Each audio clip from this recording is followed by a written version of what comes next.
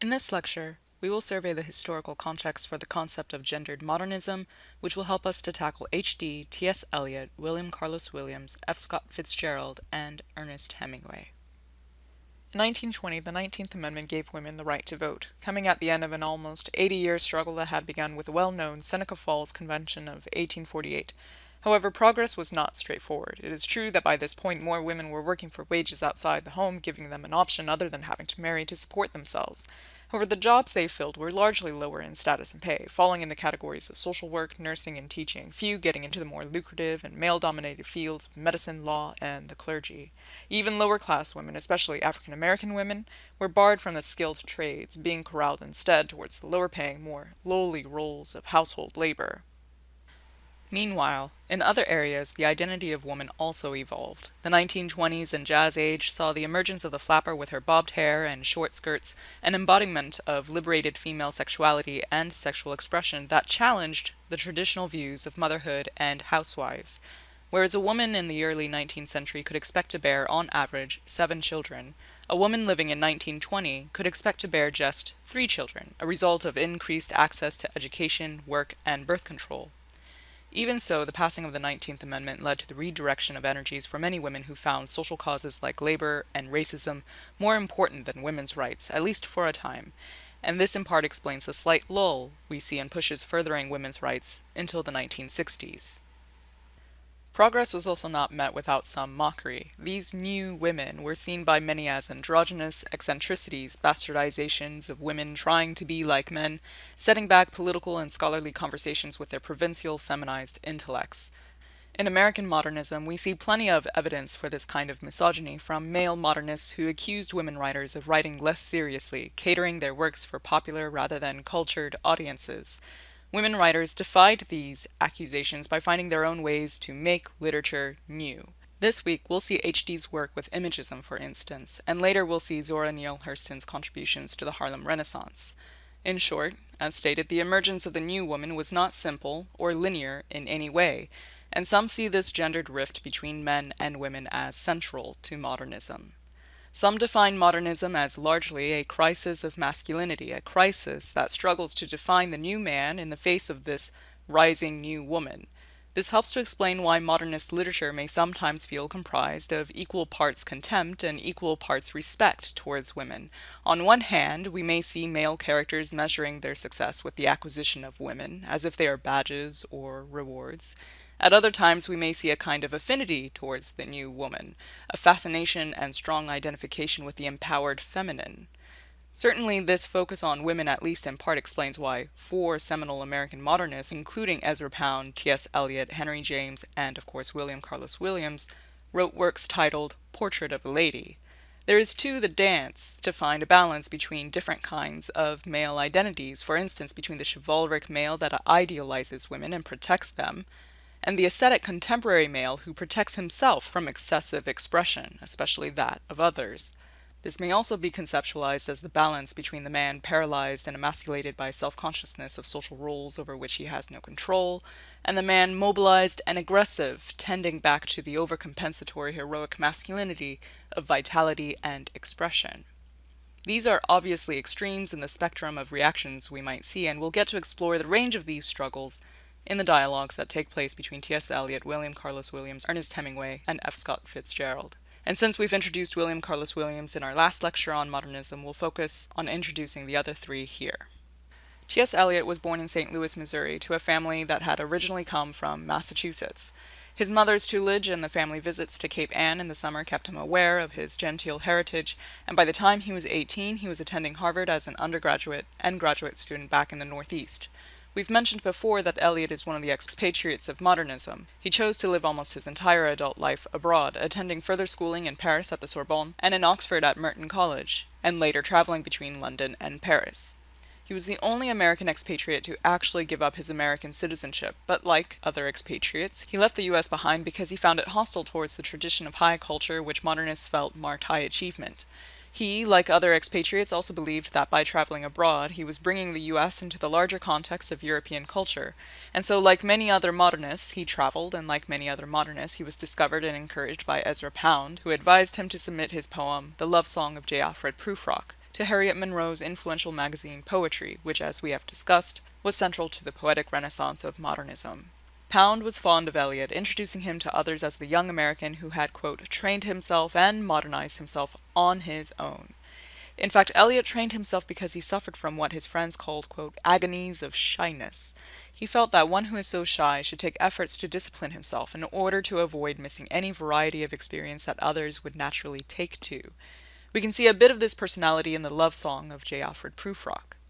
Eliot is one of the iconic high modernists, high modernism being the type of modernism that experiments and takes risks, challenges ideals, traditions, and authorities, and doesn't restrict itself to what the public wants in literature and art. Even so, even with the support of so many who saw him as an exemplar modernist, his poetic career was a bit of a struggle. In 1914, he wrote to a friend that, quote, I am very dependent upon women, I mean female society. And in 1915, when he was 27, he married Vivian Hay Wood, a decision that led his family to temporarily withdraw their support, and thus forced Eliot to seek a living by teaching in public schools. The marriage with Vivian was unhappy, and they would eventually separate, although never divorce. Shortly after the marriage, Eliot ended up completing his doctoral dissertation, but the war, which had just begun, delayed his oral defense, and he ended up never returning to Harvard to receive his degree. Instead, he became a bank clerk, and it is only after receiving the help of some literary friends that he was able to obtain a more amenable position as a director at the publishing firm of Faber and Guire, a post he retained for the rest of his life.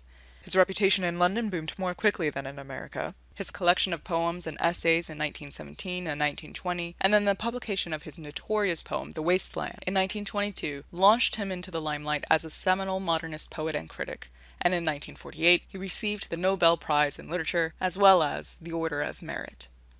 F. Scott Fitzgerald was born in St. Paul, Minnesota, to what might be considered the genteel lower middle class. He gets his name from Francis Scott Key, the man who wrote the lyrics for the Star-Spangled Banner, but his father descended from Southern colonial landowners and legislators, lending the family a sense of old gentility, while his mother came from Irish immigrant entrepreneurs. His family struggled financially. His aunt actually had to help send him to boarding school as a child, and it wasn't until Fitzgerald attended Princeton that he began his literary career, writing lyrics, poems, short stories, novels, and movie scripts. He was briefly commissioned into the army for World War I, but was discharged when the war ended 2 years later, and like many modernists, he spent some time abroad, especially to take advantage of the cheaper living. It is while abroad that he established friendships with other modernists, including Ernest Hemingway, Gertrude Stein, and Ezra Pound. However, as we saw with William Carlos Williams, not every American modernist felt disconnected from their national identity, and like Williams, Fitzgerald wrote about America for the American people. He also wrote for money. His first proposal to the Southern belle, Zelda Sayre, was rejected, and he sought wealth to win her over. We might actually see Zelda as Fitzgerald's real-life golden girl, that is, a beautiful, glamorous girl who stands for status and achievement. This is a character we see recur throughout Fitzgerald's fiction, including Winter Dreams. Zelda dreamed of a wealthy life in high society, and she refused to marry Fitzgerald until he could comfortably provide for her. After a short time, he published his first book, The Side of Paradise, and was able to win her over, and he became the highest-paid short story writer of his time. Thanks to this book, he was also launched into the successful notoriety and iconicity for which we now know him. That is, as the disillusioned idealist of extravagance and excess who saw in Americans a simple willingness that innocently perpetuates the destructive pursuit of the American dream. This may seem a bit bleak, but Fitzgerald is typically seen as a little despondent. In 1936 he wrote that, quote, all life is a process of breaking down, from blows that come from the outside, and even more terribly, blows that come from the inside, the kind, quote, you don't feel until it's too late to do anything about it, until you realize with finality that in some regard you will never be as good a man again. Ernest Hemingway is well known as an icon of masculinity. He tended to reprimand and ridicule Fitzgerald's melancholy, seeing it as unmanly, in response to which Fitzgerald argued that Hemingway was just as nervously broken down as he was. But it is Hemingway who certainly won the argument as far as stoic appearances go. Today, critics and readers remember Hemingway as the man of balls, bulls, and booze, which are reflective of his bravado and machismo, especially his love of bullfighting and alcohol. He used to drink with modernist James Joyce, an Irish author known for Finnegan's Wake and Ulysses. Whenever it looked like the two were about to get in a bar fight, it is said that Joyce, who was a little on the smaller side, would hide behind Hemingway and shout, "Deal with him, Hemingway, deal with him!" However, Hemingway's childhood was surrounded by women. He was born to an affluent Chicago family, an only boy with 3 sisters for most of his childhood. He only got another brother when he was 16. His mother was strong-willed and domineering, frequently dressing him in girls' clothing until he was 4, which was not normal. and in the course of his life he married 4 times, some of them happy, and some of them less so, lending further to his approach in literature to the domestic scene. In the past, it has been conventional to see Hemingway as sexist. His works often seem to portray women as submissive and weak, but of late this view has been challenged partially in light of new revelations about his relationship with his mother, and partially due to posthumous works that reveal his exploration of blurred lines between the genders. He fought in World War I and World War II, as well as served as a journalist during the Spanish Civil War, and he used these war experiences in several of his stories and novels as well. He traveled widely in America, Europe, and as we see from The Snows of Kilimanjaro, the African Safari, where Hemingway, like our main character, fell ill and had to be flown out, glimpsing the snow-capped Mount Kilimanjaro on his way. Many of you are probably aware that he had a home in Key West as well. He would eventually join the group of American expatriates forming around Gertrude Stein in Paris and learned much in terms of literariness from those like Ezra Pound and even F. Scott Fitzgerald. In 1952 he received a Pulitzer Prize, and in 1954 he received a Nobel Prize in Literature. Finally, unlike other modernists, Hemingway is known for promoting an extremely economical prose writing style. He referred to this as an iceberg principle, which left 7/8 of the text underwater, leaving the reader to not only infer, but thereby experience, the narratives he wrote. So-called serious literature between the 2 world wars found itself in a curious relationship with the culture at large. While high modernists often criticized what they felt were the old-fashioned strictures of proper society and art, they were attacked in turn by an ever-growing industry of popular literature. The reading audience in America was vast, and it preferred the traditional tales of romance, adventure, historical novels, crime fiction, and westerns that had become popular in the 19th century, and some modernists, like F. Scott Fitzgerald and Ernest Hemingway, who slid into these modes, were often accused of having sold out.